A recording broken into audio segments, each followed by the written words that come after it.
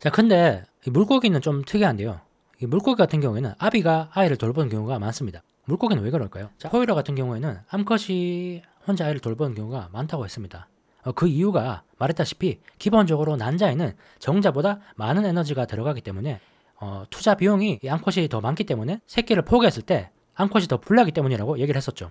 기존 난자를 지키는 것이 더 유리하다는 겁니다. 이유는 이뿐만이 아닙니다. 이 육상동물 같은 경우에는 보통 체내 수정을 합니다. 암컷은 아이를 품고 있을 수밖에 없을 텐데요.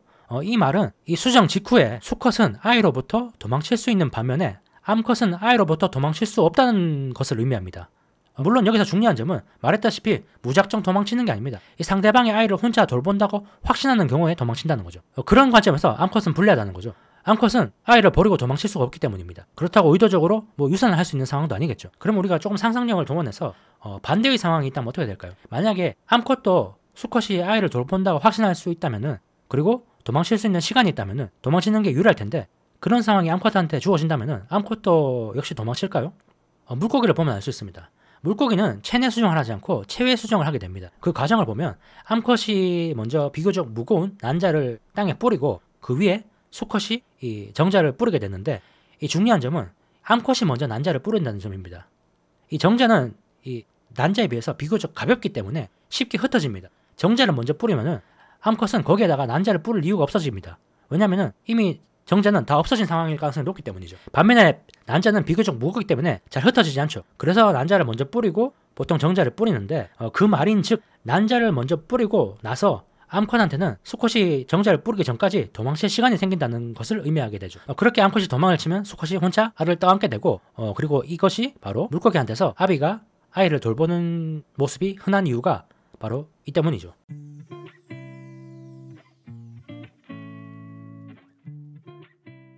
우리의 유전자는 서로 상대 파트너한테 내 자식을, 내 유전자를 떠넘길 수만 있다면은, 그런 기회가 주어진다면은 언제든지 그렇게 하는 게 유리하다는 것을 알 수 있죠. 그렇게 행동한 유전자들이 실제로 더 많이 번식을 했고 더 많이 살아남았다는 것을 알 수 있습니다. 자, 여기까지는 이 성실한 파트너를 찾는 방식에 대해서 알아봤고, 암컷한테는 다른 전략이 하나 더 있다고 얘기를 했었죠. 남성적인 수컷을 선택하는 방법도 선택을 할 수가 있습니다. 이 남성적인 수컷을 선택한다는 것은 어떤 것을 의미할까요? 이 번식의 관점에서 봤을 때 본인의 유전자를 많이 퍼뜨린다는 목표를 놓고 봤을 때 이 암컷의 목표 중 하나는 이 생존 능력의 증거를 찾는 게 될 겁니다. 수컷한테서. 그렇다면 그 증거라는 게 대체 뭘까 하는 거죠. 이 어미가 자기 유전자에 대해서 할 수 있는 최선의 선물, 최선의 선택 하나는 아들이 매력적이고 남성다운 수컷으로 성장하도록 만드는 게 되겠죠. 남성다운 수컷과 교미한 암컷은 이 아들 역시 남성다운 아들이 나올 가능성이 높기 때문에 다음 세대의 암컷들한테도 매력적인 수컷이 될 것이고, 따라서 선택받을 가능성이 높아지겠죠. 좀 더 직관적으로 얘기하자면은 남성다운 아들은 더 많은 손자를 안겨줄 겁니다. 어미한테. 그래서 공작 같은 경우에 이 사치스러운, 이 어떻게 보면은 좀 거추장스러워 보이는 이런 깃털이 진화를 하게 된 거죠. 이 수컷의 깃털이 화려하지 않다는 것, 그것이 의미하는 바는 이 먹이 획득이 빈약했다는 뜻일지도 모릅니다. 또는 포식자한테 도망치는 게 서툴러서 이 깃털이 훼손됐을지도 모르죠. 그 말을 반대로 얘기하면은 깃털이 화려하다는 것은 어떻게 보면은 먹이 사냥을 잘한다는 것을 뜻할 수도 있습니다. 또 포식자로부터 잘 도망친다는 것을 뜻할 수도 있습니다. 물론 아닐 수도 있지만 깃털이 화려하지 않다는 것, 그것의 하나의 열쇠 지표라고 가정하면은 그것만으로도 충분할 겁니다. 아주 약간이라도 그것이 유전적인 배경이 있다면은 암컷은 그것을 선택하게 될 것이고, 그 개체군 내의 수컷은 화려한 깃털을 만드는 쪽으로 진화를 하게 될 수밖에 없다는 거죠. 암컷이 따르는 규칙이 매우 단순하기 때문입니다. 가장 화려한 깃털을 가진 수컷을 선택하라. 실제로 그 화려한 깃털이 수컷한테 불리하게 작용할 수도 있습니다. 포식자로부터 도망치기가 어렵기 때문이죠. 근데 그렇다고 할지라도 이 규칙을 따르지 않는 암컷은 불리하게 됩니다. 왜냐하면은 이런 규칙을 따르지 않아서 화려하지 않은 아들이 태어났다고 했을 때 그 아들은 다른 암컷한테 선택을 못 받기 때문이죠. 모두가 미친 척하고 춤을 추고 있다면은 거기에 맞춰서 춤을 출 수밖에 없다는 그런 의미가 되겠죠. 그래서 암컷은 본인의 유전자를 퍼뜨리는 하나의 방법으로 남성적인 수컷을 선택하는 전략을 취한다라고 볼 수 있습니다. 그리고 그것은 이 두 가지 전략 중에 하나죠.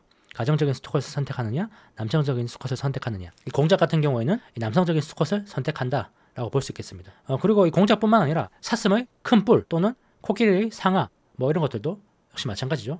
남성다움의 상징이라고 할 수 있겠습니다. 자, 암수의 차이를 한번 정리를 해보겠습니다. 이 두 문장으로 정리를 하면은 이렇게 되겠죠. 수컷은 화려하다, 암컷은 신중하다. 암컷은 신중할 수밖에 없습니다. 암컷은 기본적으로 이 난자라든지 수정체에 기본적으로 더 많이 투자를 할 수밖에 없는 입장이고, 그렇기 때문에 이 도망치지 않는 개체를 선택해야 되기 때문에 신중할 수밖에 없습니다. 상대를 뽑는데 수컷보다 신중하다는 거죠. 또 암수를 불문하고 이 신중함이 필요한 이유 중에 하나는 이 다른 종과의 교미를 피해야 되기 때문인 것도 있습니다.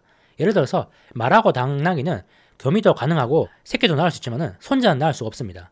그렇기 때문에 어떻게 보면은 시간 낭비라고도 볼 수 있죠. 유전자도 못 퍼뜨리는 개체가 이 자궁을 11개월 동안 차지하게 되는 거죠. 근데 이 수컷은 여기서도 암컷보다 좀 덜합니다. 수컷은 자궁이 없기 때문이죠. 시간 낭비는 하지 않을 수가 있죠.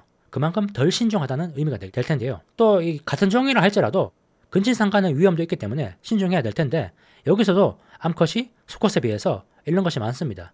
이전교배의 경우와 마찬가지의 이유 때문이죠. 수컷은 별로 신중할 필요가 없습니다. 여러 암컷과 교미를 한다고 해서 별로 손해보는 게 없죠. 반면에 암컷은 여러 수컷과 교미를 했을 때 이익이 없습니다. 이런 암컷에 비해서 수컷은 화려합니다. 화려한 쪽으로 진화했습니다. 이 포식자는 유전자 풀에서 선명한 색채의 유전자를 제거하는 경향이 있다고 볼 수 있습니다. 화려한 깃털을 가진 공작은 포식자의 눈에 잘 띄기 때문에 잡아먹히게 되고, 그런 유전자는 제거되는 경향이 있다는 거죠. 근데 이 성적 파트너, 암컷은 칙칙한 색채를 띠는 유전자를 제거하는 경향이 있습니다. 이 두 가지가 서로 상충을 하는데, 여기서 어떤 선택을 할 것이냐라고 봤을 때 수컷이 내린 결론은 상당히 공격적이라고 해야 될까요? 도박성이 있습니다. 쉽게 얘기하면 목숨을 걸고 번식을 할 것이냐라고 봤을 때 수컷은 기꺼이 목숨을 건다는 거죠. 이 공장의 화려한 깃털이 바로 그 증거가 될 겁니다. 그런 점에서 우리가 앞에서 잠깐 얘기했던 수컷이 좀 더 도박성이 강하다는 것을 설명을 해주고 있습니다. 난자라는 것은 정자에 비해서 상대적으로 귀중한 자원이기 때문에 암컷은 수컷만큼 매력이 없더라도 이 난자의 수정을 할 수가 있습니다. 근데 반면에 이 성적 매력이 없는 칙칙한 색채를 가진 공작 수컷 같은 경우에는 암컷만큼 오래 살 수는 있어도 이 자식을 거의 갖지 못할 수 있습니다. 그런 유전자는 다음 세대에 전해질 수가 없겠죠. 공작 수컷이 왜 화려한가 라고 봤을 때 두 가지 수컷이 있다고 생각을 해보죠. 한쪽은 목숨 걸고 번식하기 위해서 화려한 깃털을 만들었습니다.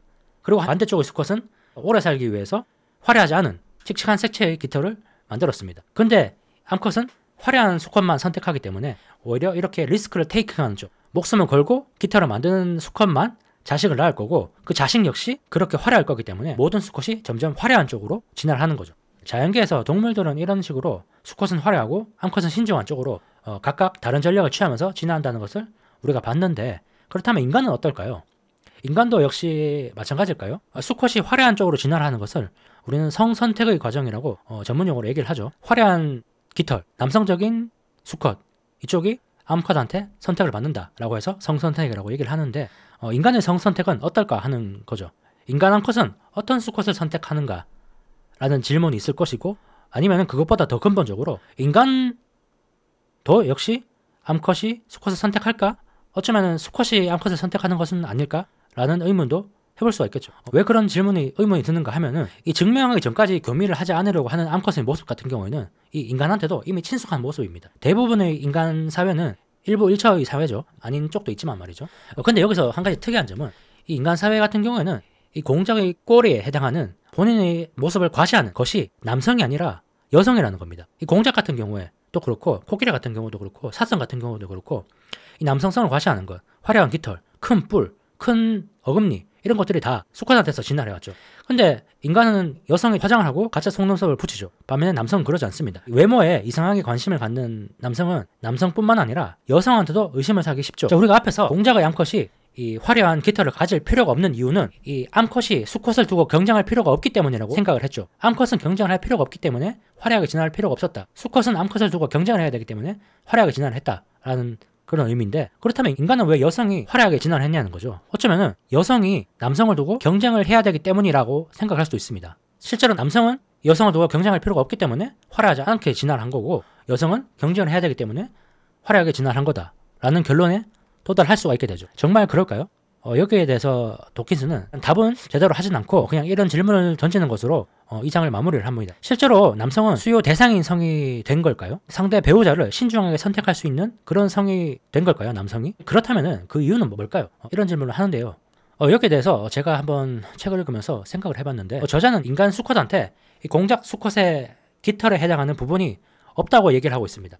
반면에 여성의 경우에는 화장, 눈썹, 옷 이런 것들로 치장을 한다고 얘기를 했죠. 그리고 그 이유 때문에 선택권이 공작과는 달리 여성이 아니라 남성한테 있는 것이 아닌가 하는 의문을 제기를 하는 거죠. 좀 다른 관점을 제안해보자면은, 이 남성의 경우에도 이 공작의 깃털에 해당하는 부분이 존재를 한다고 볼 수 있습니다. 그리고 그 깃털에 해당하는 것은 뭐냐면은 비싼 외제차, 비싼 집, 높은 연봉 이런 게 될 수가 있겠죠. 남성과 달리 여성은 화장, 눈썹, 화려한 옷 같은 것으로 치장을 합니다. 이 남성의 비싼 외제차 그리고 여성의 화장 이 둘 다 공작의 깃털에 해당한다고 볼 수 있죠. 어떻게 보면. 근데 그 둘에는 어떤 차이가 있을까요? 제가 다른 어떤 글에서 본 적이 있는데 옷을 선택하는 것에 있어서 남성과 여성이 조금 다른 전략을 다른 판단 기준을 가지고 있다고 하는데요. 여성의 경우에는 보통 이 본인의 몸매를 강조하는 그런 경향이 강하고 남성의 경우에는 그냥 비싼 옷을 선택하는 경향이 강하다는 것이 그 글의 결론이었습니다. 그렇다면 왜 이렇게 다른 경향을 보일까요? 이 여성의 경우에는 이 몸매를 강조하는 게 출산을 잘한다는 것을 상징할 수 있기 때문입니다. 이 반면에 남성이 비싼 옷을 선택하는 경향이 강한 거는 그런 자식을 잘 돌볼 그럴 가능성이 있다는 것을 상징하죠. 이렇게 생각해 볼 수도 있겠죠. 앞에서 우리가 난자와 정자의 차이가 난자는 기본적으로 많은 자원이 투자되어 있다. 그래서 남자는 그것을 상쇄시키기 위해서 뒤에 많은 투자를 한다. 먹이를 준다든지 집을 짓는다든지 이런 것으로 말이죠. 난자는 이후에 별로 투자를 할 필요가 없습니다.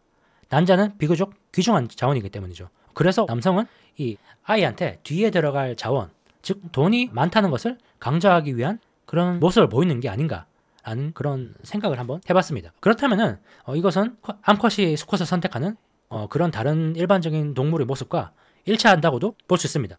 정리를 하자면은 도키슨의 질문은 인간 사회는 다른 동물과 다르게 암컷이 선택받는 입장이 되어버린 걸까? 라는 질문에 답을 해보자면은 암컷은 기본적으로 난자에 들어가는 에너지가 많으니 난자를 귀하게 여겨 그리고 그 결과 교미에 신중하다. 그래서 귀중한 자원을 많이 투자하는 수컷을 선택함으로써 자원에 있어서 암수의 투자 균형을 맞추려고 노력을 한다. 그래야 수컷한테도 투하 자본이 발생을 하게 되고 도망칠 가능성이 줄어들기 때문이다. 그 자원은 돈이고 그래서 여성은 그 돈을 기준으로 수컷을 선택한다. 즉 인간 암컷도 본인한테 많은 돈을 투자하는 혹은 그럴 가능성이 있는 비싼 차, 비싼 집, 비싼 연봉을 가진 수컷을 선택한다. 고로 인간 역시 다른 동물과 마찬가지로 암컷이 수컷을 선택한다. 라는 게 제가 한번 만들어 본 가정입니다. 근데 강조드리지만 이것은 극단적으로 일반화한 것일 뿐입니다. 도킨스가 그런 질문을 던졌고 거기에 대한 답을 생각해보는 과정에 있어서 극단적으로 일반화해서 이렇게 한번 예를 들어 본 겁니다. 모든 인간이 이렇게 돈을 보고 배우자를 선택하는 기준으로 삼지는 않죠. 당연히. 그러면은 말한 김에 여기서 한 발자국 더 나가서 얘기를 해보자면은 이 책에서 수컷은 목숨을 건 도박을 한다고 얘기를 했었죠. 화려하다는 것이 그 증거인데 수컷 공작은 사자에게 잡아먹힐 위험을 감수하고 화려한 꼬리를 만듭니다. 이 대목을 다시 인간한테 한번 대입을 해볼까요? 사기치는 수컷을 한번 생각해보죠. 사기치는 개체 같은 경우에는 어디에나 존재한다고 했습니다. 모든 찌르레기가 주변의 찌르레기 소리를 듣고 다음 해에 새끼를 많이 낳을지 적게 낳을지를 결정한다면은 그 중에 특별히 이기적인 개체는 본인이 많이 소리를 내므로 인해서 다른 개체들이 적은 알을 낳도록 유도를 한다고 얘기를 했었죠. 그 관점으로 봤을 때 만약에 모든 여성들이 이 돈이 많은 수컷을 선택한다고 하면은 어떤 수컷은 돈이 많이 있는 척을 하면서 이득을 얻을 수가 있을 겁니다. 특별히 이기적인 개체라는 말이죠. 그런 개체가 있을까요? 인간 수컷한테? 카포 같은 걸 한번 생각해 볼 수가 있겠죠. 이 돈이 없음에도 불구하고 비싼 차를 타고 다니는 것은 본인의 생존에는 불리하지만 어쩌면은 번식에는 유리할 수가 있습니다. 이것도 일종의 도박으로 볼 수 있지 않을까요? 많은 유전자를 번식을 하기 위해서 도박을 하는 거죠. 일종의 카포 같은 거, 남성의 허세 같은 것도 어떻게 보면 이것과 마찬가지 맥락이 아닐까요? 수컷 공작은 사자한테 잡아먹힐 가능성을 감수하고 화려한 깃털을 만듭니다. 번식을 하기 위해서죠. 그리고 인간 수컷은 본인이 굶어 죽을 위험을 감수하고 비싼 차를 타고 다닙니다. 그것이 번식을 할 가능성을 높여줄 수 있기 때문은 아닐까요? 하는 그런 생각도 들었다는 거죠. 근데 또 책에서 이런 얘기도 나왔었죠. 항상 사기치는 개체가 번진다면은 거기에 대항하는 그것을 식별하는 사기를 식별하는 유전자도 같이 진화한다고 얘기를 하는데요. 왜냐하면 사기꾼한테 속아서 번식을 하는 유전자는 자손을 많이 퍼뜨릴 수가 없기 때문이죠. 만약에 어떤 여성이 비싼 차를 보고 남성을 선택해서 아기를 가졌는데 사실은 그게 다 빚이었다면 아기를 제대로 키울 수가 없겠죠. 그리고 그럴 위험을 줄이기 위해서 어쩌면 여성들은 남성의 허세를 판별하는 그런 유전자가 퍼진 건 아닐까요? 보통 여자들이 남성의 허세적인 모습을 싫어한다고 하죠. 그래서 여성의 유전자는 이 사기적인 남성에 대항하기 위해서 허세를 판별하는, 허세를 싫어하는 그런 쪽으로 유전자가 진화한 건 아닐까 하는 그런 생각도 들었습니다. 한 가지 더 해보고 싶은 질문은 이 책의 뒤에서 나올 텐데, 인간은 유전자의 영향을 더 많이 받을까 아니면 문화에 더 영향을 많이 받을까 하는 질문입니다. 보통 동물이라고 하면은 유전자에만 영향을 받게 됩니다. 그래서 이 책의 제목이 이기적 유전자인 거죠. 근데 인간이 특별한 이유는 문화에도 영향을 많이 받기 때문입니다. 바다 표범이 이 인권을 들먹이면서 일부 일처제를 하지 않겠죠. 그런 문화는 인간만 만들 수가 있을 겁니다. 그렇다면 인간에 있어서는 유전자가 강할까요? 문화가 강할까요? 어떤 것이 더 많은 영향을 미칠까? 하는 그런 질문이죠. 거기에 대한 답을 얻기 위해서는 한 가지 질문을 해보면 쉬울 겁니다. 깐난 애기한테 비싼 외제차와 이 달달한 사탕을 줬을 때 어떤 것을 선택하냐 라고 봤을 때 뭘 선택할까요? 이 아기의 유전자는 외제차가 아니라 사탕을 선택할 겁니다. 우리의 유전자는 비싼 자동차를 원하지 않는다는 거죠. 비싼 자동차를 원하는 것은 뒤에 학습된 어떤 문화 현상이라고 볼 수 있을 건데, 그렇다면 우리는 왜 비싼 차를 원하게 될까요? 다시 말하면 우리는 왜 비싼 차를 원할 만한 생물학적 근거가 유전자에 없으면서도 비싼 차에 끌릴까 하는 그런 질문이 될 텐데요. 그 이유를 이제 문화에서 찾을 수가 있다는 거죠. 유전자가 비싼 차를 원하라고 명령하지 않음에도 불구하고 그것을 원하는 이유는 비싼 자동차와 비싼 집, 높은 연봉은 많은 자식을 돌볼 능력이 있다는 증거가 될 수 있기 때문입니다. 공적의 깃털처럼 말이죠. 그래서 비싼 차가 실제로 성선택에 유리하게 작용을 하게 되는 거죠. 근거가 있기 때문입니다. 근거가 조금이라도 있다면 그쪽으로 번지게 되죠. 그렇다면 이런 인간만의 특별한 성선택 같은 경우에는 유전자와 문화적인 요인이 합쳐져서 탄생한 것일 수가 있습니다. 단어를 만들어 보자면 자본주의적 성선택 정도가 되지 않을까 싶네요. 좀 길었는데 현재 인간의 출생률이라든지 그런 것에 있어서 관련해서 많이 생각이 들어서 개인적인 생각을 많이 좀 길게 얘기를 해봤습니다. 함수를 다루는 이번 챕터와 그것을 인간에 대입해보는 과정에 있어서 다룬 내용들이 조금 불편하다고 느껴질 수도 있을 텐데, 강조하지만 이것은 지나치게 일반화한 것일 뿐입니다. 쉽게 이해하기 위해서 일반화했다는 거죠.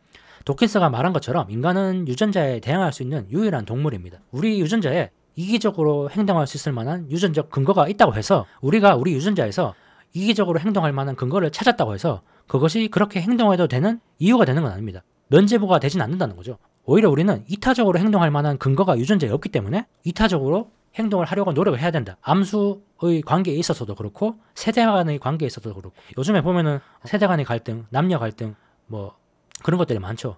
그런 것을 보는 관점에 있어서도 우리가 이기적이기 때문에 그게 당연한 거야 라고 생각할 게 아니라 이타적으로 행동할 만한 유전적 근거가 없기 때문에 우리는 오히려 이타적으로 행동하려고 노력을 해야 된다. 그런 이타적인 행동을 자식한테 가르쳐야 된다 라는 결론 쪽으로 가는 게 좀 더 건실하겠죠. 어쨌든 9장은 이렇게 끝이 나고요. 다음은 10장을 한번 보겠습니다. 이제 이 암수 간의 갈등, 세대 간의 갈등 이런 것들은 마무리를 하고 다시 무리와 개체의 관점에서 이타주의와 이기주의를 한번 보겠습니다.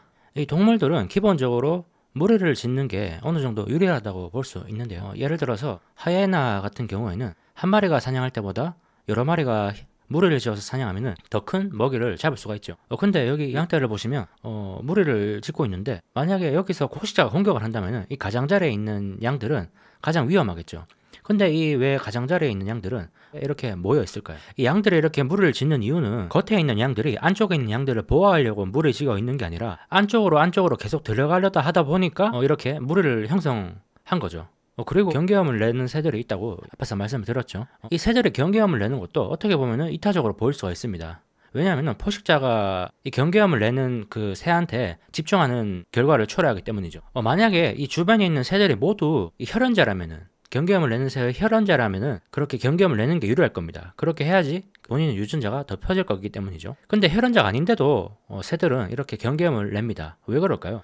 그것도 역시 사실은 이타주의가 아니라 이기적인 결과라고 볼 수 있는데, 새의 한 무리가 이 먹이를 먹고 있다고 상상을 해보겠습니다. 그때 매 한 마리가 날아오는데 아직 새 무리는 그 매를 목격하지 못했습니다. 그때 이 한 마리만 이 매를 발견하고 다른 새들은 아직 그 매를 발견하지 못했다면 어떻게 될까요?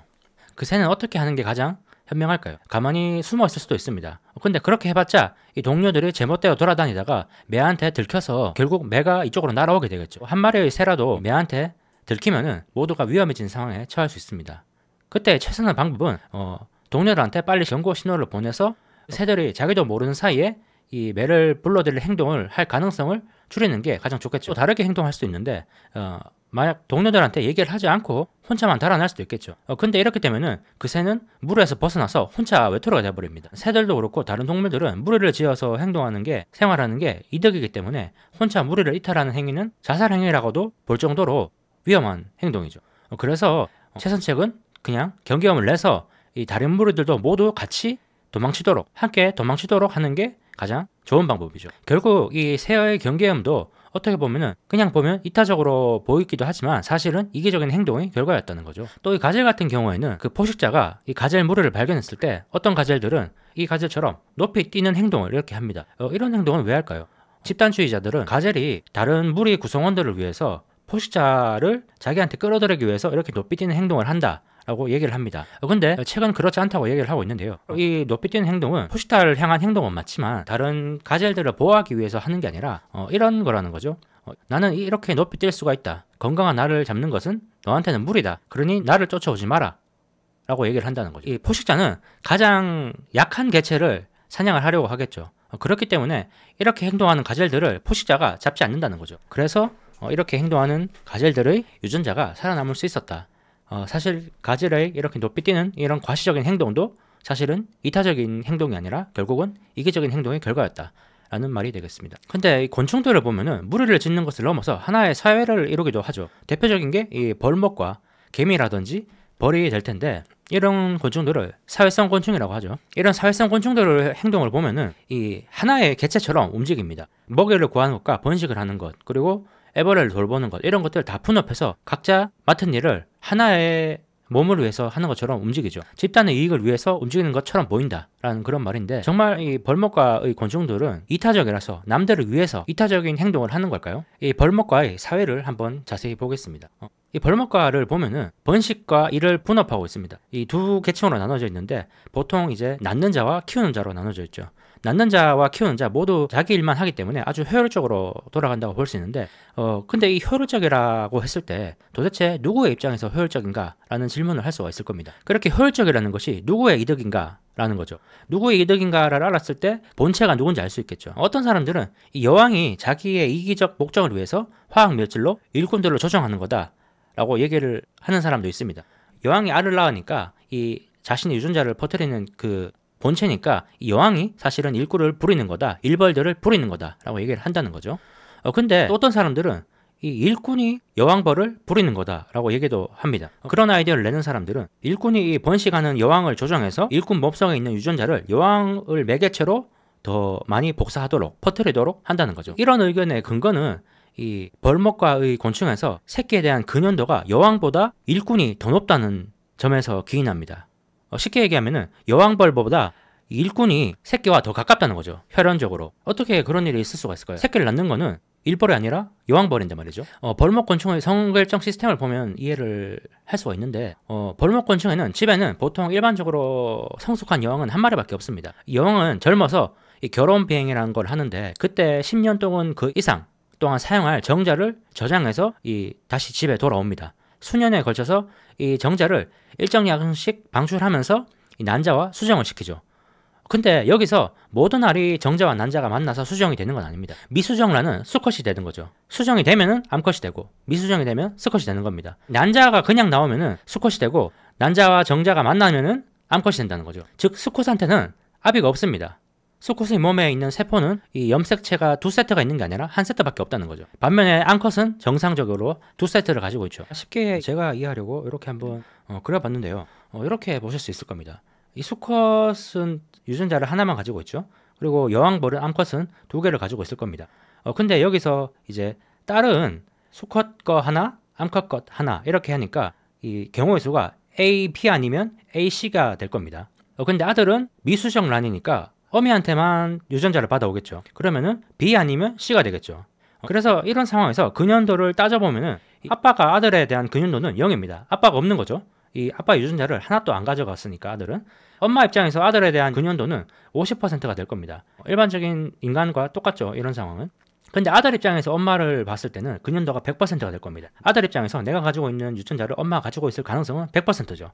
엄마한테 반을 받았으니까 말이죠. 딸이 이제 중요한데 엄마 입장에서 딸 암컷 새끼를 보면은 근연도가 아들과 마찬가지로 50%가 되겠죠. 아빠한테도 하나를 받았으니까요, 딸은. 근데 이제 딸끼리 보면은 근연도가 엄마를 넘어섭니다. 딸끼리는 오히려 75%가 돼버립니다. 이 암컷이 A라는 유전자를 가지고 있다면 그 유전자가 어미한테서 유래했다면 자매가 그것을 공유할 확률은 50%일 겁니다. 맞죠? 근데 그 유전자가 아버지한테서 유래했다면 그것을 자매가 공유할 확률은 100%가 되죠.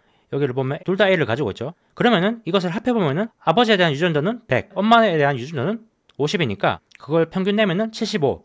그래서 딸끼리는 평균 근현도가 75가 돼버립니다. 그래서 여왕벌의 자식에 대한 근현도보다 이 딸끼리, 즉 일벌들끼리 근현도가 더 높다는 점을 알 수가 있죠. 이 벌목의 사회가 하나의 유기체처럼 이렇게 이타적으로 행동하는 이유는 이 근현도가 굉장히 높기 때문입니다. 특히 일벌들끼리는 이 부모 자식 간에보다 더 높기 때문에 거의 내 몸처럼 애벌레들을 돌보는 거죠.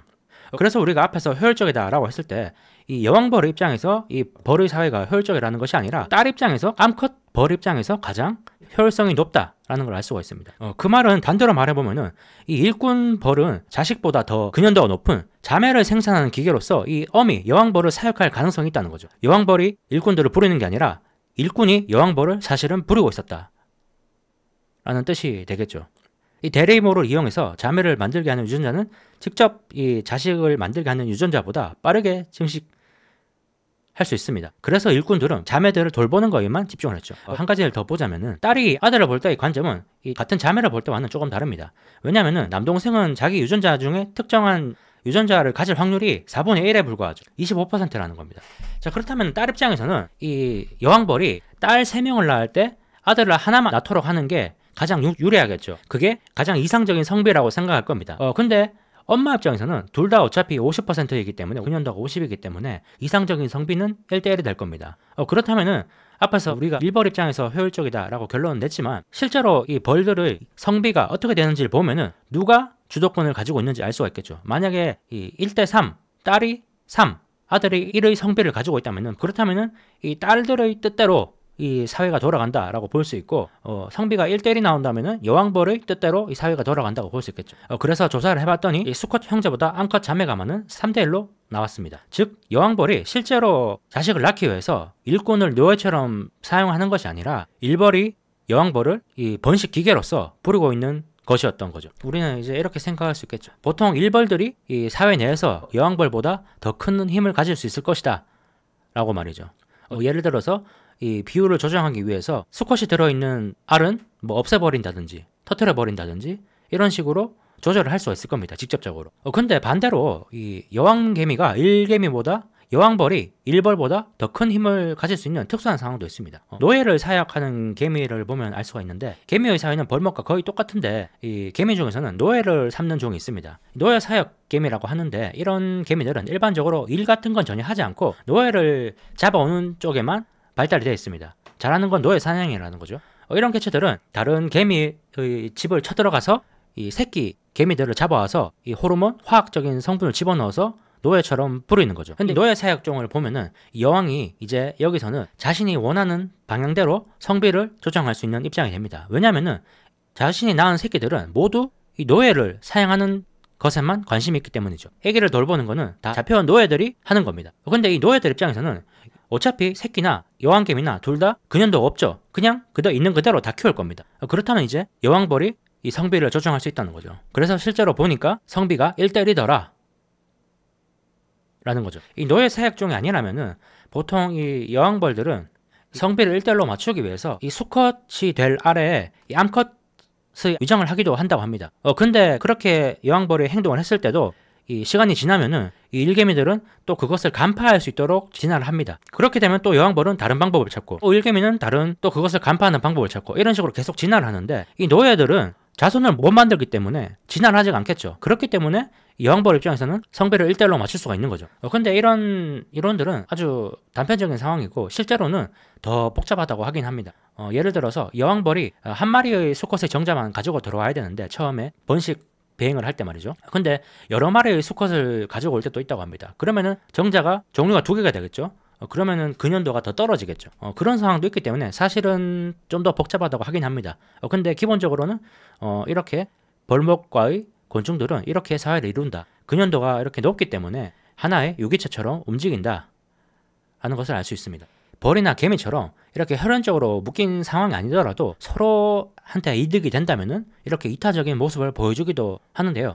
서로한테 쌍방간에 이익이 된다는 것, 서로 이득이 됐기 때문에 서로 도와주는 것, 이것을 책에서는 호혜적 이타주의라고 얘기를 하고 있는데요. 악어와 악어새, 같은 게 원래 그런 것의 대표적인 예로 알려졌는데 사실은 악어새와 악어는 그런 공생관계가 아니었다고 뭐 얘기하기도 하죠, 요즘에는. 그래서 책에 나오는 사례는 이 악어와 악어새가 아니라 이 청소어와 이 대형 어류의 사이를 이 공생관계라고 얘기를 하고 있습니다. 대형 어류한테는 이 이빨이 깨끗해진다는 그런 이익이 있고, 청소어는 여기는 지금 새우인데 그 빨판 달린 물고기 같은 거죠. 그런 어류한테는 먹이를 쉽게 먹을 수 있다는 그런 이득이 있습니다. 즉 이 호혜적 이타주의 관계라고 할 수 있죠. 상리공생이라고도 할 수 있는데 청소어는 특유의 줄무늬를 가지고 있습니다. 그리고 대형 어류의 이빨에 다가가기 전에 이 춤을 추는 듯한 모습을 보이면서 이 과시적인 행동을 하기도 하죠. 이것이 바로 자기가 청소어라는 하나의 표시가 됩니다. 이 대형 어류는 청소어만의 특별한 세로 줄무늬 그리고 춤을 추는 듯한 행동을 보면서 저 물고기가 청소어구나, 내 이빨을 청소하러 오는구나 라고 생각을 하고 그 고기를 잡아먹지 않는다는 거죠. 그것을 알아볼 수가 없다면 그냥 잡아먹어버리겠죠. 서로가 식별할 수가 있어야지 이렇게 호혜적 이타주의, 상리공생이 가능하다라는 것을 이해를 할 수 있을 텐데, 서로를 식별하는 것에 있어서 가장 뛰어난 것은 인간이 되겠죠. 실제로 이 호혜적 이타주의는 인간사에서 가장 많이 발생하는 겁니다. 그리고 이 인간들은 이 유전자를 배제하고도 영향력을 서로한테 행사할 수 있는 그런 것을 만들어냈습니다. 유전자의 도움 없이도 뭔가를 전파할 수 있는 그런 능력을 만들어냈다는 거죠. 그게 바로 다음 장에서 나오는 밈이라는 겁니다. 11장 밈, 새로운 복제자라는 챕터인데, 이 저자는 이 밈이라는 것, 우리가 최근에 많이 얘기를 하죠. 뭐라 그래야 될까요? 유행하는 어떤 그런 현상들, 그런 것들을 밈이라고 하는데, 그런 것뿐만 아니라 우리가 다른 사람의 뇌에, 나 이외에 다른 개체의 뇌에 뭔가를 심어 넣을 수가 있다면은 그것을 밈이라고 할 수가 있다고 합니다. 예를 들어서 이 종교가 밈을 가장 잘 사용한 사례라고 할 수 있는데, 예를 들어서 이 사후세계에 대한 믿음이라는 것, 이것도 하나의 밈이라는 거죠. 이 사후세계에 대한 밈은 수백만 전 세계 사람들의 이 머릿속에 파고들어서 이 종교에 대한 믿음, 의지 이런 것들을 더 하도록 만들었다는 거죠. 우리가 죽고 나서 남길 수 있는 거는 유전자 아니면 밈 둘 중에 하나일 겁니다. 근데 유전자는 이 몇 세대만 지나도 아주 근현도가 떨어지게 되죠. 잊혀진다라고 볼 수 있는데, 만일 우리가 밈이라는 걸 만들어서 남겨놓을 수가 있다면, 다른 사람들이 머릿속에 심어 놓을 수가 있다면 그것은 아주 오래 갈 수가 있을 겁니다. 뭐 점화 플러그를 개발한다거나 실을 쓴다거나 할 수가 있겠죠. 소크라테스, 다빈치, 코페르니쿠스 이런 사람들이 남겨놓은 유산 같은 것들은 아직도 우리가 보고 배우죠. 밈이라는 존재 자체의 의미는 우리가 유전자의 지배하에서 벗어날 수 있다는 것을 의미합니다. 계속 말씀드리지만 이 인간은 다른 동물과 다르게 유일하게 유전자의 독재에 반발할 수 있는 그런 존재죠. 그 이유 중에 하나가 이 밈, 문화라는 것 때문이라는 걸 텐데요. 이 책에서 우리가 계속 이 이기적인 유전자를 얘기를 하면서 이 인간도 근본적으로 이기적인 존재라고 얘기를 하지만은 우리는 미래를 예상할 수가 있습니다. 상상력이라는 것도 있기 때문에 당장의 이익보다는 장기적인 이익을 따를 정도로 능력은 있습니다. 예를 들어서 보통의 동물이라면은 보통의 동물이 석유나 석탄을 쓰지 않겠지만 이 석유를 그냥 이기적으로 계속 떼버릴 겁니다. 눈앞에 이익만 보고 말이죠. 근데 우리는 그런 동물들과 다르기 때문에 우리가 이기적으로 전부 다 석탄 석유를 떼버리면은 10년 뒤 20년 뒤에는 지구가 너무 온난화돼서 우리가 살 지구가 멸망해버린다 라는 것을 예상할 수 있다는 거죠. 당장 눈앞의 이익보다 장기적으로 보고 지금 현재의 판단을 내릴 수가 있는 능력이 우리한테는 있다는 겁니다. 책의 내용을 한번 읽어드리겠습니다. 우리에게는 우리를 낳아준 이기적 유전자에 반항하거나 더 필요하다면 우리를 교화시킨 이기적 밈에도 반항할 힘이 있다. 사욕이 없는 이타주의라는 것은 자연계에는 없다. 그러나 우리는 그것을 의식적으로 육성하고 가르칠 방법도 논할 수 있다. 우리에게는 우리의 창조자에 대항할 힘이 있다. 이 지구에서는 우리 인간만이 유일하게 이기적 자기 복제자의 폭정에 반역할 수 있다.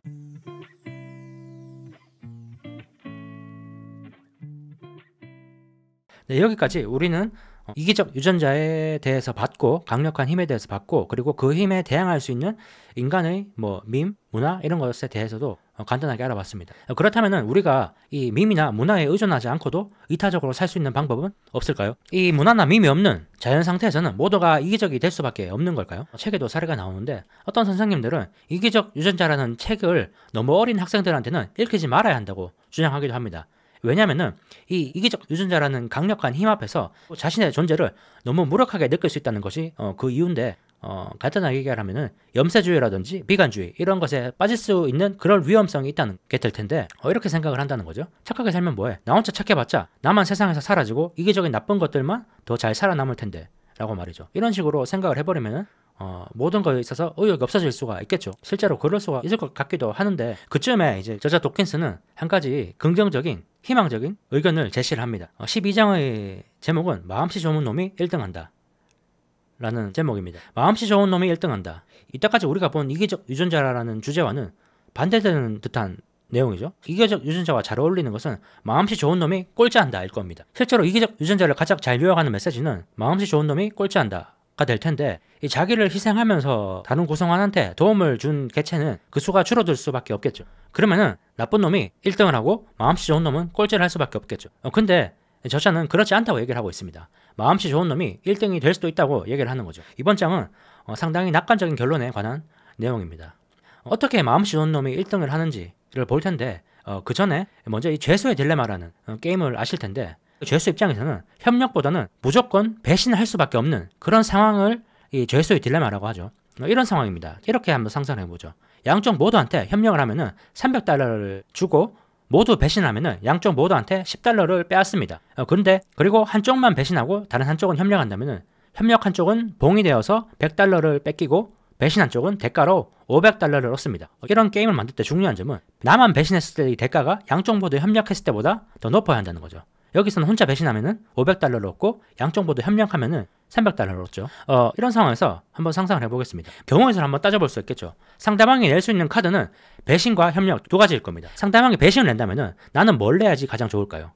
상대방이 배신을 낸다면은 나도 배신을 내는 게 최선의 방법이겠죠. 상대방이 배신을 내는데 내가 협력을 낸다면은 나 혼자 $100를 뺏기기 때문이죠. 양쪽 모두 그냥 $10를 뺏기는 게 낫기 때문에 그냥 배신을 내는 게 낫다. 그렇다면 반대로 상대방이 협력 카드를 낸다면 어떻게 될까요? 상대방이 협력 카드를 낼 때는 이때도 나는 배신 카드를 내는 게 이득입니다. 상대방이 협력 카드를 낼 때 내가 협력 카드를 낸다면은 우리 둘 모두 $300의 높은 이익을 얻지만은 나 혼자 배신을 한다면은 $500로 내가 더 높은 이득을 얻을 수가 있죠. 결론적으로 상대방이 배신, 협력 뭘 내든지 간에 나는 배신을 내는 게 이득이다 라는 결론에 이르게 됩니다. 그렇기 때문에 이런 생각을 양쪽 모두 할 거기 때문에 둘 다 배신 카드를 낼 수밖에 없다 라는 거죠. 그래서 실제로 이런 것들을 많이 사용을 하죠. 죄수들을 설득할 때 말이죠. 만약에 한쪽이 아무 말도 하지 않는다면 재판장은 배신한 쪽의 이야기만 그대로 믿고 협력하기로 한 쪽은 무거운 형량을 선고받는 반면에 배신한 쪽은 배신의 대가로 무죄로 석방이 될 겁니다. 그렇기 때문에 결국은 둘 다 배신할 수밖에 없다. 현실에서도 이런 상황이 사실은 많죠.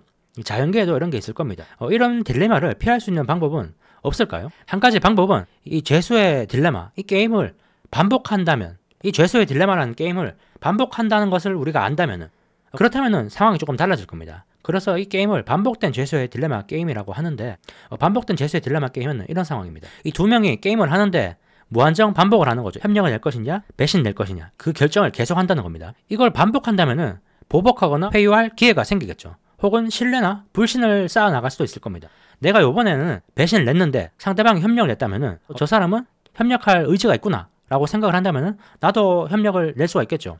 이런 식으로 우리가 신뢰를 쌓아 나갈 수가 있다는 겁니다. 그게 불신을 쌓아 나갈 수도 있지만 말이죠. 그렇게 해서 이 서로 계속 협력을 한다면은 둘 다 계속 이득을 보겠죠. 여기서 손해를 보는 거는 이 양쪽 모두의 죄수가 아니라 이 중간에서 돈을 주는 물주가 될 겁니다. 그리고 자연계에서는 이 물주가 자연이 되겠죠. 어떤 새들은 깃털에 진드기가 많아서 자기가 이제 진드기를 손질을 하는데 자기 머리 꼭대기에 있는 진드기는 다른 새의 도움이 아니면 제거를 하기가 힘듭니다. 그래서 도움을 받아야 되는데 도움을 누가 받았다면은 다른 친구도 도와주는 게 당연히 인지상정이겠죠. 근데 이게 별일 아닌 것 같아 보이지만은 새 입장에서는 시간이라든지 에너지가 조금이라도 들어가는 행동이죠. 그래서 자기만 받고 도와주지 않는 새도 있다고 합니다. 실제로 나는 서비스를 받고 상대방한테 서비스를 해주지 않는다면은 나는 이익을 얻는 셈이 되겠죠.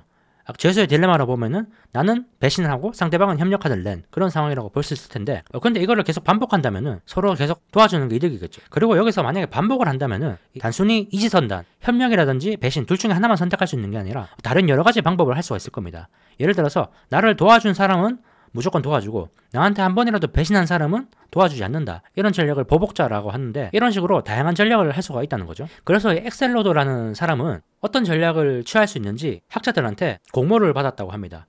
그렇게 해서 14가지의 전략을 공모를 받고 거기에다가 엑셀로드가 랜덤이라는 15번째 전략을 추가를 해서 랜덤이라는 전략은 아무런 일관성 없이 행동을 무작위로 하는 그런 것을 말하는데, 이거보다도 순위가 낮다면은 전략이 굉장히 안 좋다고 볼 수 있는 그런 기준선으로 이런 랜덤이라는 전략을 추가했다는 거죠. 그렇게 해서 이제 실험을 해봤습니다. 15개의 전략을 놓고 어떤 전략이 가장 점수가 높은지를 실험을 해봤다는 거죠. 1등을 한 전략은 놀랍게도 가장 단순하고 덜 교묘해 보이는 전략이었습니다. 그 전략은 눈에는 눈, 이에는 이라는 이름의 전략인데 줄여서 TFT라고 얘기를 하겠습니다. TFT는 최초의 승부는 무조건 협력을 냅니다. 그 이후에는 단순히 상대방의 앞의 수를 흉내내죠. 만약에 TFT끼리 만났다고 하면 어떻게 될까요? TFT끼리 만나면은 서로 최초에는 둘 다 협력을 내고 두 번째부터는 상대방의 앞수를 흉내내기 때문에 끝날 때까지 둘 다 협력을 내게 됩니다. 그러면은 이 실험에서는 만점이 600점이었는데 이 TFT는 600점을 얻게 됩니다. TFT끼리 만나면 말이죠. 그럼 다른 전략과 만나면 어떻게 될까요? 다른 전략 중에 하나는 순진한 시험꾼이라는 이름의 전략인데 기본적으로는 TFT와 비슷하지만은 무작위로 한 번 정도 이유 없이 그냥 배신을 합니다. 배신을 해서 높은 점수를 받을 수 있는 가능성을 만든다는 거죠. 만약에 이렇게 되면은 중간에 무작위로 한 번 배신을 하기 때문에 TFT도 따라서 배신을 하게 됩니다. 그러면은 평균 점수가 당연히 떨어질 수밖에 없겠죠. 배신을 한 이후에는 상대방의 압수를 따라가기 때문에 점수가 낮아질 수밖에 없겠죠. 실험에서 얻을 수 있는 정보 하나는 마음씨 좋은 전략이 평균 점수가 높았다는 점입니다. 마음씨 좋은 전략이라는 것은 절대로 먼저 배신한 일이 없는 전략으로 정의를 할 수가 있는데 득점이 높은 상위 8개 모두 먼저 배신을 하지 않는 마음씨 좋은 전략이었습니다. 그리고 하위 7개는 먼저 배신을 하는 그런 전략이었죠. 1등을 했다는 TFT는 평균 504.5점을 얻었는데 이는 만점 600점의 84%로 굉장히 고득점이었습니다. 이 실험 결과를 보면은 마음씨 좋은 놈이 성공한다는 것은 꽤 설득력이 있어 보이죠.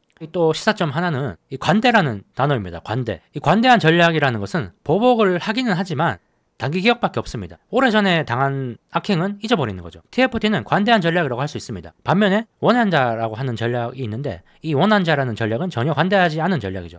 한 번이라도 자기를 배신한 적이 있는 상대한테는 절대로 이 협력을 하지 않습니다. 이 원한자는 마음씨 좋은 전략이긴 하지만은 마음씨 좋은 전략 중에서는 성적이 뒤에서 두 번째였습니다. 관대를 베푸는 자가 성적이 더 높았다는 거죠. 원한자의 마음은 이해가 가지만 말이죠. TFT보다 더 관대한 전략을 만들 수도 있겠죠. TFT는 한 번은 봐준다 라는 전략이 될 텐데 무조건 협력을 하고 한 번 다음부터 이제 따라하니까 말이죠. 근데 만약에 두 번은 봐준다 라는 전략을 할 수가 있다면 어떻게 될까요? 그 전략은 TFTT라고 이름을 붙일 수가 있을 텐데 앞선 토너먼트에서 1등은 TFTT가 했을 겁니다. 상호 보복의 연쇄를 피할 수가 있기 때문이죠. 그래서 이 가장 중요한 두 가지 키워드는 마음씨 좋은 전략 그리고 관대였습니다. 그래서 엑셀러드는 여기서 실험을 다시 한 번 더 합니다. 이번에는 TFTT도 참가를 했는데 근데 결과는 역시 TFT의 승리였습니다. 왜냐하면은 이 첫 번째의 실험보다 더 교묘한 전략이 나왔기 때문에 이 TFTT는 여기서 힘을 별로 못 썼던 거죠. 이 TFTT는 착한 전략끼리 만났을 때는 1등을 할 수가 있지만은 나쁜 전략이 끼게 되면은 힘을 못 쓰는 거죠. 근데 그런 와중에서도 처음에 1등을 했던 TFT는 여전히 1등을 했다는 뜻입니다. 근데 만약에 참가자 중에서 거의 모두가 못된 전략이었으면 어떻게 될까요? TFT 역시 힘을 못 쓸 겁니다. 세 번째 실험에서는 이 토너먼트를 자연 선택이 벌어지는 식으로 이 ESS를 구현해 보려고 설계를 했는데 총 63가지의 전략을 모두 균등한 비율로 배분해서 시작을 한 다음에 한 사이클을 돈 다음에는 이 득점 점수를 자선수로 바꿔서 그만큼 전략을 추가를 해서 진행을 했습니다. 어떤 전략은 토너먼트 내에서 수가 늘어날 거고 어떤 전략은 계속 줄어들겠죠. 그런 식으로 계속 반복을 해서 이 비율이 변하지 않는 곳까지 진행을 했다는 거죠. 컴퓨터 시뮬레이션으로 1000세트 정도 경과를 하니까 더 이상 이 비율이 변하지 않았습니다. 안정 상태에 도달한 거죠. 앞에서 봤던 ESS라는 것에 도달한 거죠. 못된 전략이라고 하는 것은 200세대를 보통 넘지 못했습니다. 나쁜 전략들이 수가 줄어드니까 TFT처럼 마음씨 좋으면서도 이 붕괴할 줄 아는 전략은 계속 승승장구를 했습니다. 이 게임을 총 6번 했는데 그중에 5번에서 또 TFT가 1등을 했죠. 그리고 나머지 TFT가 1등 못한 한 라운드에서도 TFT와 비슷한 마음씨가 좋으면서도 붕괴할 줄 아는 그런 전략이 1등을 했습니다. 실험 결과를 보면은 이 TFT를 ESS라고 간주할 수도 있을 겁니다. 근데 이 TFT는 항상 배신하는 전략한테는 무조건 지게 됩니다. 만약에 TFT는 혼자 있고 다른 모든 사람이 나쁜 사람이라면 모든 사람이 항상 배신하는 전략을 펼치려면은 이 TFT는 힘을 못 쓰고 한 세대 만에 사라지게 될 겁니다. 이런 실험에서는 여러 가지 과학자들이 다양한 전략을 냈기 때문에 이 비율이 어느 정도 조절돼서 TFT가 이길 수가 있었지만은 만약에 자연계에서 나쁜 전략만 있다면은 그러면 TFT는 힘을 못 쓸 겁니다. 그래서 결론적으로 최초의 비율이 좋은 전략이 조금이라도 더 많다면은 시간이 지났을 때 착한 전략이 ESS가 될 거고 만약에 최초에 나쁜 전략이 조금 더 많았다면은 시간이 지나면 따라서 좋은 전략은 사라지고 나쁜 전략들이 더 많은 ESS에 이를 거라고 예상을 할 수가 있습니다. 즉 두 가지 전략이 동시에 ESS라는 거죠. 항상 협력하는 집단, 항상 배신하는 집단. 자연계에서는 이렇게 두 가지 모습이 나타날 가능성이 높겠죠. 이런 것을 저자는 쌍안정 시스템이라고 말을 하는데, 한편에는 항상 배신하는 안정점이 있고 다른 한편에는 TFT라는 안정점이 있다는 거죠. 만약에 항상 배신하는 쪽에 자리 잡고 있는 집단에서 출발을 해보죠. 그 집단에서는 TFT가 소수일 겁니다. TFT는 착한 전략을 최대한 많이 만나야지 평균 점수를 높일 수가 있는데, 그만큼 착한 전략을 만날 수가 없다는 거죠. 이런 집단에서 출발하면은 호혜적인 이익을 얻을 만큼 충분히 만나지 못하죠. 따라서 그런 상황에서는 자연 선택은 더 극단적인 항상 배신 쪽으로 시소가 기울어지는 거죠. 근데 만약에 우연히 TFT끼리 만나는 상황이 계속 반복된다면 과반수 이상이 TFT가 돼서 ESS가 항상 협력적으로 미끄러져 갈 수도 있을 겁니다. 시소가 기울 수도 있겠죠. 근데 이런 일은 우연히 밖에 일어날 수가 없다는 거죠. 처음에 우리가 마음 쉬운 놈이 1등 한다 라고 생각했지만은 실제로 자연계에서는 그렇지 않을 수도 있다는 얘기가 될 텐데, 그러면 또다시 비관적으로 끝날 수밖에 없는 걸까요? 한 가지 다행인 점은 이 혈연 관계인 개체들끼리 서로 닮는 경향이 있죠. 외모뿐만 아니라 성향도 닮을 겁니다. 그 말인즉 TFT라는 것, 항상 협력하는 유전자, 그런 것도 닮을 수가 있다는 겁니다. 그리고 혈연관계끼리는 집단 또는 무리를 이루어서 사는 경향이 강하죠. 만약에 어떤 작은 지역에서 집단을 이루어서 협력하는 TFT 개체가 있다면 그 개체는 번영을 하게 될 겁니다. 큰 집단으로 성장할 가능성이 있죠. 왜냐하면 서로 이득이 되는 행동을 계속 하기 때문이죠. 근데 그렇다면 항상 배신하는 경향이 있는 혈연관계가 있다면 그 집단도 성장하지 않을까요?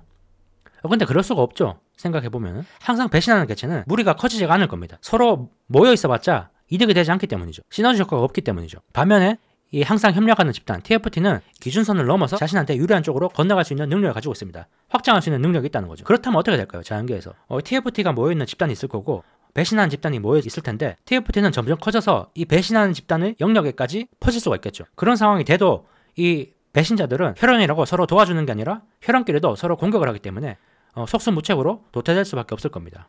게다가 TFT는 시샘이라는 것도 하지 않습니다. 시샘이라는 것은 절대적으로 많은 돈을 물줄한테 뜯어내려고 노력하는 게 아니라 그냥 상대방보다 많은 금액을 얻으려고 애쓰는 것을 의미하는데, 한마디로 이제 내 평균 점수를 높이려는 게 아니라 상대한테 이기는 것을 목적으로 하면은 시샘이 있다라고 표현할 수 있을 거고, 상대방한테 이기고 지는 것은 신경 쓰지 않고 내 평균 점수가 올라가는 것에만 집중을 한다면은 시샘을 하지 않는 것이라고 볼 수 있습니다. 실제로 TFT가 게임에서 이기는 경우는 없습니다. 결코 적 이상의 득점을 하지는 못하죠. 토너먼트에서 잘 돼봤자 비길 뿐인데, 근데 그 각각의 비기는 게임에서 점수를 많이 얻기 때문에 평균 득점이 높죠. 그래서 TFT가 대단한 건데, 근데 슬프게도 보통 자연계, 인간계에서는 이 시샘이라는 것이 있죠. 존재를 하죠. 그래서 이 물줄을 공격하기보다는, 협력하기보다는 상대방을 공격하려는 행동을 취하게 되죠. 이 부분이 어떻게 보면 엑셀러드의 연구의 맹점이라고 할 수 있습니다. 이 기계적으로 돌아가는 전략들은 시샘이라는 걸 하지 않기 때문에 TFT 전략이 1등을 할 수가 있는데, 실제로 우리는 시샘을 하죠. 인간들은. 행동경제학에서 그런 실험을 했었죠. 당신한테 100만 원을 주는 대신에 당신이 가장 싫어하는 사람한테 1000만 원을 준다. 대가로 말이죠. 그런 상황이라면 100만 원을 받으시겠습니까? 라고 했을 때 많은 사람들이 받지 않는다 라고 얘기를 했죠. 만약에 우리한테 시샘이 없고 그냥 기계적으로 판단을 할 수 있다면 그 100만 원이라는 돈은 이득이기 때문에 무조건 제안을 승낙할 겁니다. 내가 싫어하는 사람이 1000만 원을 받든 1억을 받든 상관을 하지 않고 말이죠. 근데 현실에서는 우리는 그렇게 행동을 하지 않죠. 내가 100만 원을 못 받더라도 상대방도 1000만 원을 못 받게 하는 게 낫다, 마음 편하다, 속 편하다, 이렇게 생각을 하게 되죠. 바로 이 부분이 이 엑셀러드 연구의 맹점이라고 할 수 있습니다. 이 연구 결과만 보고 무조건 TFT 전략, 항상 협력하는 전략을 펼쳐서는 시샘이라는 벽 앞에 가로막혀서 우리가 좋은 결론을 얻지 못할 수도 있다라는 의미가 되겠습니다. 그렇다고 무조건 배신하라는 또 뜻은 아니겠죠. 평균 점수는 TFT가 높을 수가 있습니다. 그래서 이런 두 가지 게임을 저자는 영합 게임과 비영합 게임이라고 나눕니다. 영합 게임은 한쪽의 선수가 승리하면은 다른 한쪽 선수가 무조건 패배하는, 어떻게 보면 제로섬 게임이라고도 할 수 있죠. 근데 반면에 죄수의 딜레마는 사실 비영합 게임입니다. 중간에 돈을 지불하는 물주가 있기 때문이죠. 양쪽 모두가 이득을 얻을 수가 있습니다. 양쪽 모두 윈할 수 있는 결과를 만들어낼 수 있는 게임은 비영합 게임입니다. 서로 협력해서 끝까지 물주한테 돈을 뜯어내는 게 가능하죠. 만약에 어떤 한 부부가 이혼을 한다고 했을 때 이혼이라는 그 절차 자체를 내가 이기고 너는 진다 라는 싸움으로 가면 어떻게 될까요? 거기서 이득을 얻는 거는 중간에 있는 변호사뿐이겠죠. 그래서 이혼 같은 걸 할 때는 이것을 패자가 존재한다는 영화 게임으로 받아들이지 말고 그냥 내 입장에서 최선의 결과를 만들려고 노력해야겠죠. 근데 보통 대부분의 부부는 이 영화 게임에 말려들고 말죠. 보통 이제 이혼할 때는 서로 감정이 안 좋기 때문이죠. 근데 변호사들 입장에서는 이 소송은 비영합 게임입니다. 각각의 변호사들이 있을 텐데 그 변호사들이 협력하는 하나의 방법은 상대 측이 수락하지 않을 수밖에 없는 그런 제안을 하는 거죠. 그러면은 소송이 길어지겠죠. 결론적으로 의뢰인한테는 영화 게임이지만 변호사한테는 비영화 게임인 것이 바로 이 소송이라는 과정입니다. 사실 이 많은 측면이 이 비영화 게임에 해당을 하는데요. 자연에서는 이 자연이 종종 물질 역할을 하기 때문이죠. 이 상대방을 신경 쓰지 말고 나한테 이득이 되는 행동을 한다면 우리는 비영화 게임을 할 수가 있습니다. 경쟁자를 눌러야겠다 이런 생각을 하지 않는다면 말이죠. 그렇게 한다면 우리는 이 챕터의 제목처럼 마음씨 좋은 놈이 1등을 하는 상황을 볼 수도 있겠죠. 근데 만약에 이 게임이 반복되지 않는다면 비영화 게임은 성립하지 않을 겁니다. 이 반복된다는 것을 확신할 수 있어야지 협력을 하겠죠. 그렇다면 어느 정도 길어야 될까요? 무한히 길 수는 없을 겁니다. 언젠간 끝이 나기 때문이죠. 중요한 점은 참가자도 언제 끝날지 몰라야 한다는 건데요. 만약에 100번째 만에 게임이 끝난다는 것을 안다면 100번째에서 최고의 전략은 항상 배신하는 게 될 겁니다. 그러면은 상대도 배신할 거라고 예측할 수 있겠죠. 그러면 100번째 라운드에서는 둘 다 배신을 할 겁니다. 그러면 이제 승부는 99라운드에서 나겠죠. 그럼 99라운드도 100번째 라운드에서 논리와 똑같이 배신하는 게 이득이 될 겁니다. 그러면은 그 라운드가 계속 내려오기 때문에 결국 둘 다 배신할 수밖에 없을 겁니다. 그래서 언제 끝나는지를 모르는 게 이 서로 협력하는데 도움이 된다 라고 볼 수가 있는데 실제로 이런 사례가 있었습니다. 그런 얘기를 들어보셨을 텐데 1차 세계대전 당시에 이 참호전을 하던 영국군과 독일군이 크리스마스 날에 무기를 내려놓고 서로 뭐 축구를 했다는 그런 얘기가 있죠. 뭐 여기에 대해서 사실이다 아니다 라고 얘기는 하는데 축구는 사실인지 아닌지 모르지만 실제로 참호전에서 서로 그냥 공격하는 척을 했다는 그런 자료는 많습니다. 이 독일군과 영국군 입장에서는 서로 전쟁이 언제 끝날지 모르기 때문에 참호전을 해서 서로 희생적인 소모전을 해봤자 서로 손해라는 것을 알기 때문에 공격하는 척만 계속 했다는 거죠. 서로 이 상황이 계속 반복된다는 것을 알았기 때문에 서로 이렇게 했을 겁니다. 만약에 다음 달에 전쟁이 끝난다 그러면은 최대한 많은 전선을 확보하는 게 이득이기 때문에 이 전선을 자기 쪽으로 만들려고 하겠죠. 그러면 죽기 살기로 할 수밖에 없을 텐데 언제 끝날지 모르기 때문에 이런 소모전을 해봤자 소용없다라고 생각을 했을 거고 그래서 서로 협력을 해서 그냥 맨 땅에 대포를 쏘는 식으로 협력을 했다는 거죠. 이런 장면을 보면은 어느 정도 낙관적인 결론에 도달할 수가 있을 텐데 자연계에서도 낙관적인 결론을 내릴 수가 있을까요? 예를 들어서 이 기생성 박테리아 같은 경우에는 아마도 숙주하고 끝없는 죄수의 딜레마 게임을 하고 있는 거라고 볼 수 있습니다. 평상시에는 몸속에 있지만 아무런 해도 끼치지 않는 박테리아가 상처 입은 사람한테는 갑자기 돌변해서 치명적인 폐혈증 같은 것을 일으키게 됩니다. 이것도 사실 이 반복되는 딜레마 중에 언제 끝날지를 박테리아가 눈치를 챈 상황이라고 볼 수가 있는데 그런 거죠. 박테리아는 이 인간이 언제 죽을지 모르기 때문에 그 안에서 그냥 살면서 나도 유지하고 숙주도 유지를 하는 쪽으로 반복된 죄수의 딜레마를 하는 상황이라고 볼 수 있을 겁니다. 근데 만약에 그런 상황에서 이 숙주가 죽어버릴 것 같다. 그러면 어떻게 될까요? 그러면 이제 끝이 보이죠. 그래서 박테리아 입장에서는 이 배신의 유혹에 굴복한 거죠. 그리고 그 결과 폐혈증이라든지 이런 다른 결과가 나오는 거고요. 근데 반면에 이 흡혈박쥐는 서로 계속 반복해서 도와주는 모습을 보입니다. 이 흡혈박쥐는 낮에 먹이를 활동을 하는데 만약에 누군가 낮에 먹이를 못 먹고 왔다면은 밤에 이 자신이 낮에 먹었던 피를 토해내는 식으로 먹이를 못 먹은 동료한테 피를 주는 헌혈을 하는 모습을 보입니다. 이 헌혈을 해주는 개체, 하는 개체는 사망할 확률이 증가하긴 하지만 이 사망 확률의 증가는 이 수혈을 받은 개체의 생존 확률에 비하면 매우 낮습니다. 정확하게 이 죄수의 딜레마의 법칙을 따르는 거죠. 서로 배신하는 것보다 서로 협력하는 게 낫다는 거죠. 박쥐들의 사회가 이 TFT 전략을 채택하고 있다는 것을 의미합니다. 이 흑별박쥐라는 것은 인식이 굉장히 안 좋죠. 뭐 뱀파이어라든지 이런 것 때문에 그런데 체액을 빨아서 생명을 희생시키는 어떤 그런 공포의 대상이라고도 우리가 생각을 하죠. 근데 사실은 이 흑별박쥐는 우리가 하나의 본받아야 될 모습을 보여주고 있습니다. 서로 도와주는 이타적인 모습을 보여준다는 거죠. 이기적인 유전자의 지배를 받으면서도 말이죠. 죄수의 딜레마의 상황에 빠질 수도 있음에도 불구하고 서로 TFT 전략을 취하면서 서로 도와주는 게 바로 이 흡혈박쥐라고 볼 수 있습니다. 이 흡혈박쥐는 이기적 유전자에 지배되면서도 마음씨 좋은 1등이 될 수 있다는 것을 보여주는 그런 상징이 될 수 있을 겁니다. 공포의 상징이 아니라. 앞에서 말했다시피 가끔 이기적 유전자라는 책을 보고 염세주의라든지 비관주의 예를 들어서 뭐 열심히 노력하면 뭐해 어차피 유전자가 시키는 대로 할 뿐인데 나 혼자 착하게 살면 뭐해 어차피 모두 이기적 유전자의 지배를 받아서 혼자 호거가 될 텐데 호거가 될 바에는 그냥 나도 나쁘게 살자 이기적으로 살자 라는 그런 유혹에 빠질 수가 있다는 거죠. 죄수의 딜레마에서 배신할 수 있는 유혹이 있다는 그런 의미가 될 텐데 이번 장은 그렇지 않다라는 것을 알려주는 그런 장이었습니다.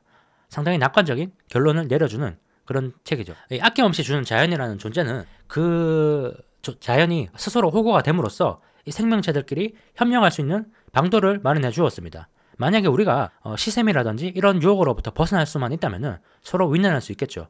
즉 상대방을 이기려고만 하지 않는다면 윈윈할 수 있을 겁니다. TFT 전략을 펼칠 수가 있다는 거죠. 단지 어제 나보다만 나아지는 것에만 집중한다면 모두 승자가 될 수 있을 겁니다. 이제 마지막으로 13장을 볼 텐데요. 여기까지 우리는 유전자가 우리에게 미치는 압도적인 불가항력적인 그런 영향력을 같이 봤습니다. 이기적인 행동은 물론이고 이타적으로 보이는 행동들 또한 사실은 이기적 유전자 때문이라는 거죠.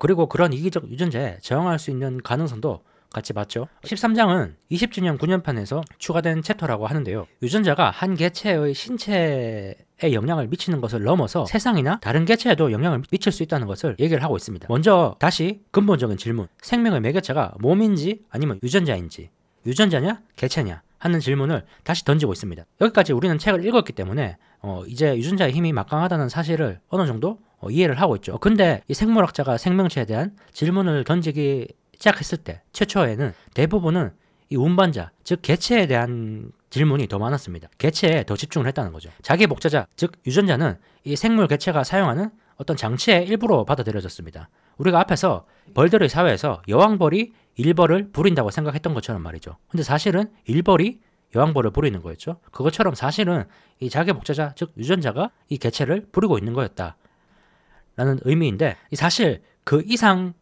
의미를 가지고 있습니다. 이 유전자라는 것은 내가 직접적으로 기생하는 들어있는 그 개체 말고도 다른 개체도 조정할 수 있다는 게 증명이 되고 있죠. 예를 들어서 이 뻐꾸기 같은 경우에는 상당히 특이한 방법으로 이 유전자를 퍼뜨리죠. 다른 새의 둥지에 이 탕란, 알을 몰래 놓음으로써 본인의 에너지를 절약하는데, 이해하기가 어려운 점은 이 번식의 말기, 즉 이 새끼 뻐꾸기가 다른 새의 둥지에서 다 커서 성체가 돼서 떠나기 직전까지도 이 새끼 뻐꾸기에 대한 양부가 취하는 행동이 굉장히 이해하기가 어렵습니다. 뻐꾸기는 보통 양부모보다 체구가 훨씬 큽니다. 여기 사진을 보시면은 이게 양부모고 이게 뻐꾸기인데요. 훨씬 크죠? 근데도 이 새끼를 위해서 먹이를 주는 모습을 볼 수가 있습니다. 어떤 상황에서는 양부모가 너무 작아서 이 뻐꾸기 등에 올라타지 않으면 먹이를 주기가 힘들 정도로 그렇게 차이가 나는데도 불구하고 이 양부모는 뻐꾸기한테 먹이를 가져다 주죠. 아무리 동물이라 하더라도 이 정도가 차이 나면은 눈치를 채야 되지 않을까 싶죠. 근데 직접적으로 자기 둥지에 있는 뻐꾸기 새끼가 아니더라도 뻐꾸기 새끼는 다른 새들을 유혹합니다. 어떤 새들은 이 자기의 둥지에 있는 새끼들한테 줄 먹이를 물고 집으로 가는 도중에 이 다른 둥지에 있는 뻐꾸기 새끼를 보고 갑자기 그 뻐꾸기를 향해서 날아가서 그 시뻘건 뻐꾸기 새끼의 입에 먹이를 주고 돌아갑니다. 왜 이렇게 행동을 할까요? 이 동물학자들은 한 가지 가능성을 제시를 하는데, 이 새들이 뻐꾸기 입을 바라보는 것이 마치 인간 남성이 여성의 몸을 바라보는 것과 비슷하다고 추측을 하는 거죠. 그렇게 생각하면은 어느 정도 이해가 되죠. 남자는 실제 여자 몸이 아니라 여자 몸이 인쇄된 사진, 동영상 이런 것만 봐도 반응을 하게 되죠. 이 남자가 그 종이라든지 영상이 실제 사람이 아니라는 것은 알고 있습니다. 그것은 그냥 종일 뿐이고 화면일 뿐이죠. 근데도 반응을 하는 것처럼 뻐꾸기도 마찬가지로 그러면 안 된다는 것을 어느 정도 인식을 하면서도 뭔가 불가항력적으로 새끼한테 홀린 것처럼, 뻐꾸기의 뻘건 입을 보면은 뭔가 홀린 것처럼 행동을 하는 게 아닌가 라고 추측을 한다는 거죠. 그리고 그 불가항력이라는 것이 바로 유전자가 만든 결과물이 되겠습니다. 유전자 때문에 이 뻐꾸기의 양부모들은 불가항력적으로 뻐꾸기한테 먹이를 줄 수밖에 없었다는 거죠. 양부모는 결코 바보라서 그렇게 행동을 한 게 아닙니다. 유전자의 강력함을 잘 보여주는 그런 사례인데, 여기서 중요한 점은 양부모의 신체에는 뻐꾸기 유전자가 없다는 겁니다. 뻐꾸기 유전자는 뻐꾸기의 몸에 있을 겁니다. 근데도 뻐꾸기 몸 밖에 있는 양부모의 신체에 영향을 미친다는 겁니다. 그래서 이 장의 제목이 유전자의 긴 팔인 겁니다. 유전자가 내 몸만 조정할 뿐만 아니라 긴 팔을 뻗어서 다른 개체들의 신체들까지 조정을 한다는 거죠. 결론적으로 유전자는 스스로의 몸뿐만 아니라 다른 개체에도 영향을 미칠 만큼 강력한 힘을 가지고 있다라는 게 될 텐데, 그렇다면은 여기서 한 가지 드는 의문점은 왜 뻐꾸기가 이렇게 진화하는 와중에 숙주들, 즉 이 뻐꾸기의 양부모, 탕란을 당한 새는 왜 뻐꾸기의 빨간 입에 저항할 수 있는 그런 저항성을 진화시키지 않았는가 하는 질문이 들 겁니다. 그 부분에 대해서 간단하게 답을 드리면은 이렇습니다. 토끼는 여우보다 빠르죠. 왜냐하면 토끼는 목숨을 걸고 달리지만 여우는 한 끼 식사를 위해 달릴 뿐이기 때문이죠. 여우보다 느리게 달리는 토끼는 다 사라집니다. 왜냐하면 여우한테 잡아먹혀서 없어지기 때문이죠. 그 결과 모든 토끼는 보통 여우보다 대부분 빠릅니다. 근데 반면에 여우는 가장 느린 토끼보다만 조금만 더 빠르면 되기 때문에 무조건 모든 토끼보다 빨라야 된다라는 그런 진화적인 압력이 이 여우한테는 작용하지 않는 겁니다. 이것을 뻐꾸기와 양부모 사이에 대입을 하면은 우리가 알 수가 있죠. 왜 양부모가 그런 유전자를 진화시키지 못했는지. 이 숙주를 유혹하지 못하는 그런 뻐꾸기는 다 사라졌습니다. 이미 다 죽어서 없어지고 숙주를 성공적으로 유혹한 뻐꾸기만 남았기 때문에 그 새끼들이 지금 다 있는 거죠. 반면에 양부모, 즉 숙주새는 뻐꾸기한테 저항을 못하더라도 유전자는 남길 수가 있습니다. 손해는 있지만 실질적으로 직접적인 위험은 아니라는 거죠. 한쪽은 목숨 걸고 일하고 한쪽은 설렁설렁 일하면은 당연히 목숨 걸고 일하는 쪽이 이길 수밖에 없죠. 처음부터 이 어떻게 보면은 불공정한 경쟁이었다는 것을 알 수가 있죠. 여기까지 이 뻐꾸기의 사례를 보면서 다시 한번 어떤 생명체를 유전자보다 이 생물 개체의 관점에서 보는 그런 관점에서 후퇴했습니다. 즉 유전자의 관점에서 볼 수밖에 없다라는 것을 알았다는 거죠. 또 한 가지 더 이 사례를 보면은 이 어떤 달팽이들은 흡충이라는 것이 기생을 하는데 이 흡충이 기생하는 달팽이의 특징을 보면은 특히 두껍고 단단한 껍데기를 가지고 있습니다. 만약에 이 달팽이의 자원이 껍데기를 만드는데 소비되지 않았다면은 이 모든 자원은 새끼를 만드는데 소비됐을 수도 있을 겁니다. 근데 아주 두꺼운 껍데기를 만드는 바람에 자원을 다 소비해서 달팽이는 번식을 하지 못하게 됩니다. 이 흡충이 기생하는 경우에 말이죠. 그런 경우에 이 달팽이는 단단한 껍질을 가지고 있기 때문에 포식자라든지 이런 것의 위험에서 벗어날 수 있기 때문에 그 개체는 더 오래 살지 모르지만 번식은 실패할 수가 있죠. 이것은 근데 개체의 입장이고 흡충 입장에서는 이 달팽이가 그렇게 번식을 못하든지 말든지 상관이 없을 겁니다. 흡충의 유전자는 이 달팽이의 번식에는 아무 상관이 없기 때문이죠. 이 흡충의 유전자와 달팽이의 유전자는 전해지는 방법이 다릅니다. 이해관계가 다르다는 거죠. 달팽이는 본인의 정자를 통해서 번식을 하지만은 흡충은 달팽이의 정자를 통해서 번식하지 않죠. 흡충은 또 다른 방법이 있을 겁니다. 그래서 달팽이의 번식에는 전혀 신경을 쓰지 않습니다. 근데 만약에 이 흡충도 역시 달팽이의 정자를 통해서 번식을 한다면 어떻게 될까요? 그러면은 달팽이와 흡충의 이해관계가 같아지겠죠. 더 정확히는 달팽이의 유전자와 흡충의 유전자가 이해관계가 같아질 겁니다. 그런 상황이 되면 어떻게 될까요?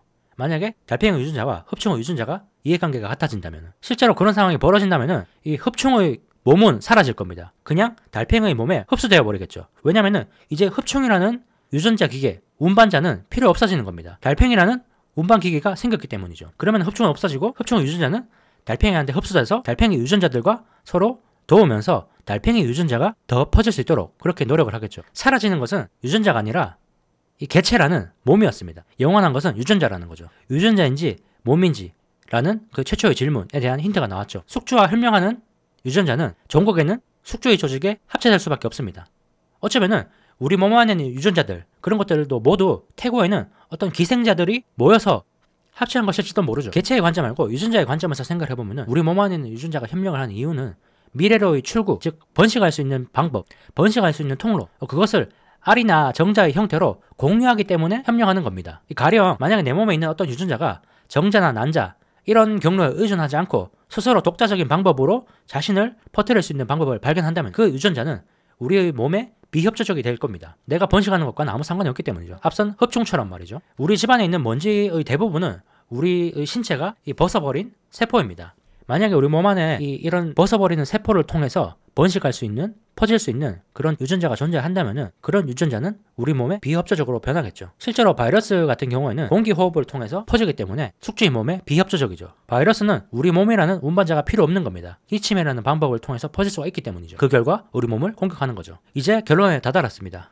개체라는 존재가 반드시 필요했던 건 아닙니다. 우리는 그들의 운반자일 뿐이었죠. 우리라는 운반자가 필요 없이 다른 방법으로 퍼질 수가 있다면 우리는 만들어지지조차 않았을 거라는 거죠. 우리의 본체는 사실 불멸의 자기 복제자, 즉 유전자라는 그런 결론입니다. 이렇게 13장을 끝으로 책은 끝이 납니다. 정리를 한번 해보자면은 책은 이 동물들이 이기적으로 행동하는 원인을 유전자 때문이라고 말하는데요.